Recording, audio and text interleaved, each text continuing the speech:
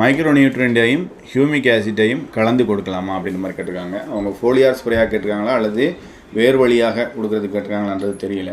இருந்தாலும் நீங்கள் ஃபோலியார் ஸ்ப்ரேயாக அதாவது இலைவெளி தெளிப்பாகவும் தாராளமாக நீங்கள் வந்து மைக்ரோ நியூட்ரியன்ட் மற்றும் ஹியூமிக் ஆசிட் இரண்டையும் கலந்து தெளிக்கலாம், தாராளமாக தெளிக்கலாம். உதாரணம் வந்து பார்த்திங்கன்னா அந்த நம்ம என்ன பயிருக்கு தெளிக்கிறோம் அப்படின்றத வச்சு அந்த அளவுகளை மட்டும் மாற்றிக்கலாம். மற்றபடி இரண்டையும் சேர்த்து நீங்கள் தாராளமாக தெளிக்கலாம். முக்கியமாக மைக்ரோ நியூட்ரியன்ட் மற்றும் ஹியூமிக் ஆசிட், ஏன்னா இரண்டுமே வேறு வேறு பொருட்கள். ஸோ ஆனால் இது ரெண்டுமே பயிர் வளர்ச்சிக்கு ரொம்ப ரொம்ப முக்கியமானது. முக்கியமாக பார்த்திங்கன்னா இந்த மைக்ரோ நியூட்ரியன்ட் அப்படின்னு சொல்லக்கூடியது வந்து பயிர் வளர்ச்சிக்கு தேவையான பயிரினுடைய ஆரோக்கியத்துக்கும் நல்ல மகசூலுக்கும் மற்றும் ஒரு ஆரோக்கியமான பயிர்களை வளர்க்கிறதுக்கு முக்கியமான சத்துக்கள் அப்படின்ற மாதிரி இந்த மைக்ரோ நியூட்ரியன்ட் அப்படின்னு சொல்லலாம்.